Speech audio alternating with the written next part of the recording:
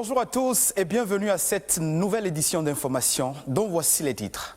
Khula ou Khwela, à laquelle de ces deux communautés peut-on attribuer la paternité de la fête identitaire Novicha? Sur les traces de cette célébration, on fera recours à l'histoire dans cette édition.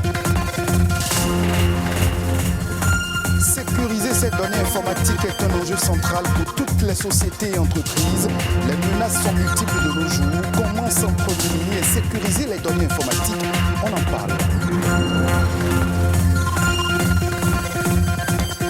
Et puis, c'est une malformation qui perturbe plusieurs fonctions et entraîne des troubles de la nutrition, de la respiration et même de la parole. Comment détecter la faute labiale? Élément de réponse dans un instant.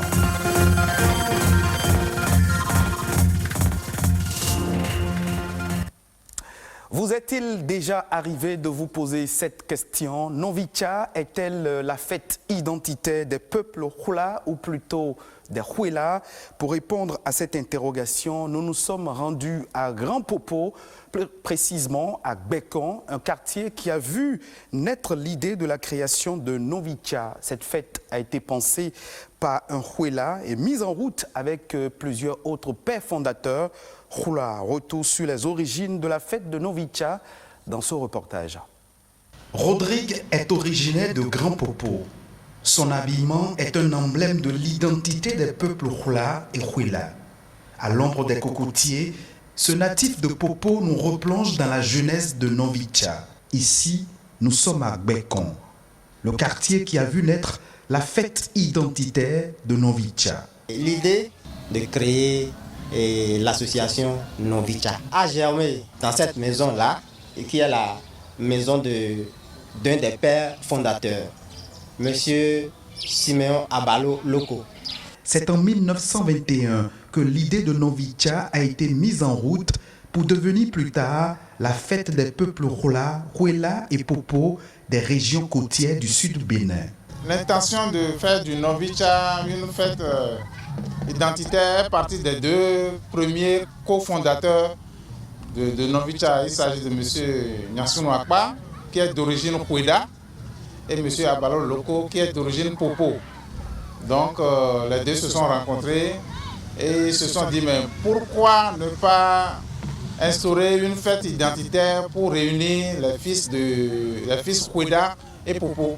Et c'est comme ça que la décision a été prise par les deux.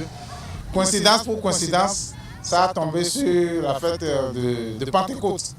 Donc c'est comme ça que tous les ans, la fête de Novicha a lieu. Novicha est aujourd'hui un creuset de retrouvailles qui va même au-delà des frontières nationales. Les premières célébrations annuelles se sont déroulées ici à Gbekon. On ne parle jamais de Novicha sans parler des deux communautés. Quand on parle de Novicha, c'est toujours Khwela et Popo. C'est une fête de la fraternité entre les Khula entre eux, les Khwela entre eux, les Khula et les Khwela ensemble ensuite. Tout le monde quittait Avlor, Gbekon, Kokwe, Adame, Kunkunu pour célébrer la fête de Novicha.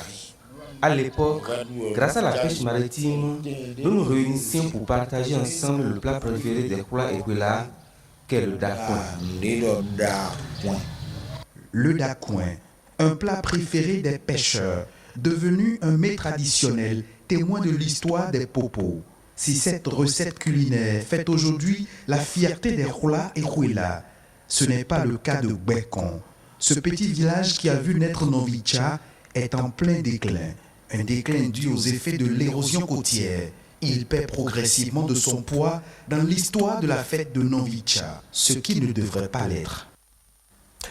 Venons-en maintenant au piratage qui est devenu un problème aussi bien pour les particuliers que pour les entreprises et les institutions publiques. La prise de certaines mesures s'avère donc indispensable pour se protéger des pertes de données, d'où la nécessité de sécuriser les données informatiques. Comment sécuriser ces données informatiques? Élément de réponse dans ce reportage. Les chevaux de Troie, eux, c'est comme une antenne que le pirate, il place sur votre ordinateur. Les menaces sont multiples, alors que le système d'information d'une entreprise regorge des données cruciales. D'où la nécessité de sécuriser ces données informatiques. Parlons de sécurité informatique. C'est toute action technique, juridique, organisationnelle, humaine nécessaire mise en œuvre pour empêcher la non-autorisation, la mauvaise utilisation, la modification et le détournement des données informatiques. Sécuriser les données informatiques au sein d'une entreprise, en fait, c'est toute la procédure qui est mise en œuvre, qui est adaptée au sein de l'entreprise en vue de garantir la confidentialité, l'inviolabilité et l'intégrité des informations clients, des informations internes, des informations propres à l'entreprise. Un pirate peut chercher à s'engouffrer dans un de ces points d'accès afin de toucher l'essentiel du système d'information. Il convient alors de protéger les données sensibles à l'aide de différentes solutions techniques. Le pirate, son but, ce n'est pas normalement de gagner. Son but, c'est de défier le système mis en place. À chaque fois que vous installez un Windows, le pare-feu est intégré. Vous allez juste à l'activer, le mettre à jour. Et puis, allez acheter l'antivirus.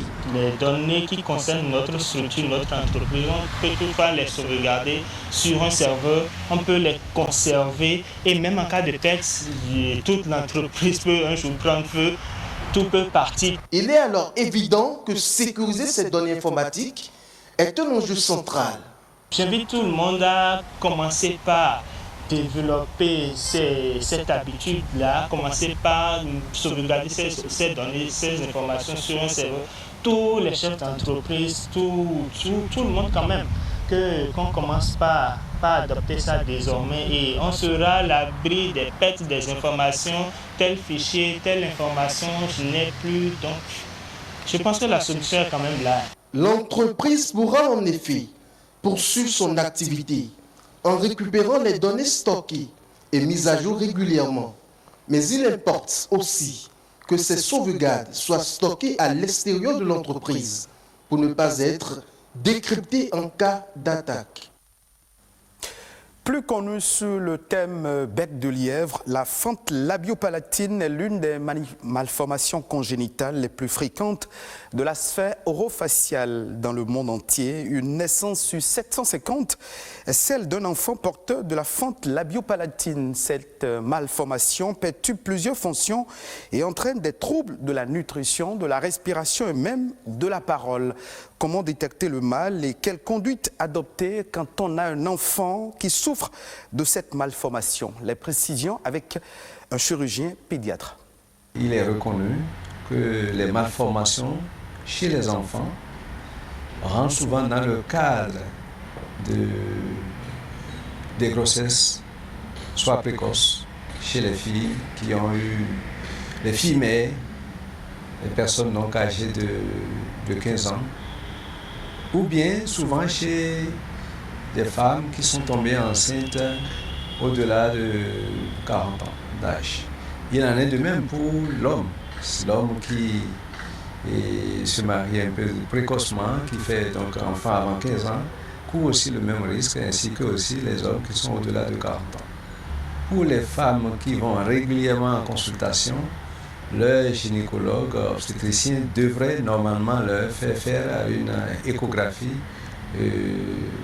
au moins 4 fois. Mais l'échographie au deuxième trimestre de la grossesse permet de voir ces fentes qu'on constate au niveau des lèvres de ces fœtus.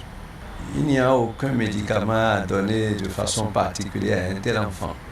Mais il y a quand même à apprendre aux mamans, selon la gravité de la fente labiopalatine dont souffre leur bébé, la manière de téter cet enfant pour que l'enfant n'inhale pas le lait, n'inhale pas la bouillie et consort. Il y a une manière particulière de les nourrir et cette manière, les pédiatres savent bien le faire, les puéricultrices aussi savent bien le faire. D'autres informations au plan national dans cette édition. La Nation en bref et en image de ce jeudi est présentée par Nadège Omolali-Sani.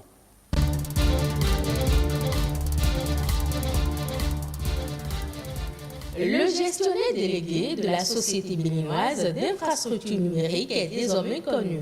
Au nom du gouvernement béninois, la ministre du numérique et de la digitalisation et son homologue des finances ont paraphé la convention de gestion déléguée de la Société béninoise d'infrastructures numériques avec la Sonatel, représentée par son directeur général.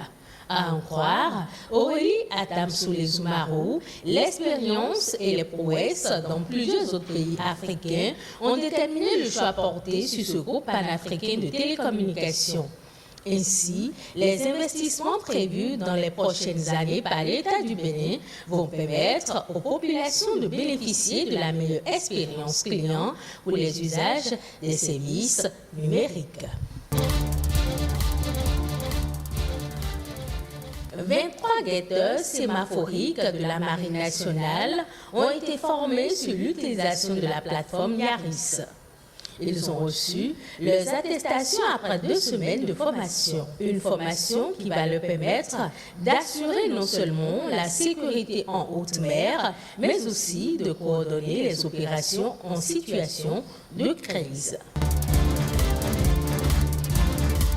6,6 milliards de francs CFA, c'est le montant de la subvention que l'Agence française de développement a mise à la disposition du ministère de l'Agriculture pour la mise en œuvre de la 2e phase du projet d'appui à la transition agroécologique dans les zones cotonnières TASCO 2.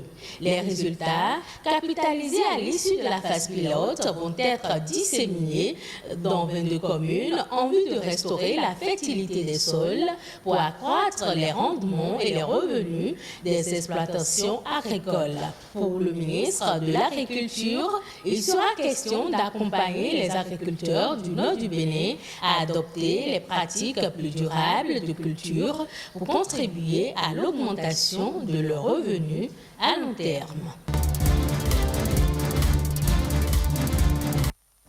Direction à présent le Togo. Près de 200 invités sont à Lomé dès ce mercredi pour discuter de la nouvelle monnaie éco décidée le 21 décembre 2019 à Abidjan. C'est une initiative de la Faculté des sciences économiques et de gestion de l'Université de Lomé pour circonscrire les contours de la nouvelle monnaie et voir dans quelle mesure elle crée ou non une séparation avec le franc CFA. L'éco devrait couvrir les 15 États de la CEDEAO, mais comment va se faire la transition du franc CFA à l'éco? C'est là toute la problématique.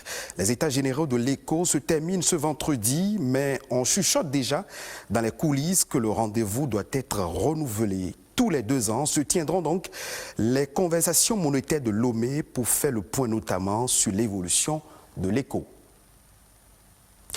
Ce sera tout pour cette session d'information. Merci de votre fidélité. Retrouvez cette édition sur le www.ortb.bg.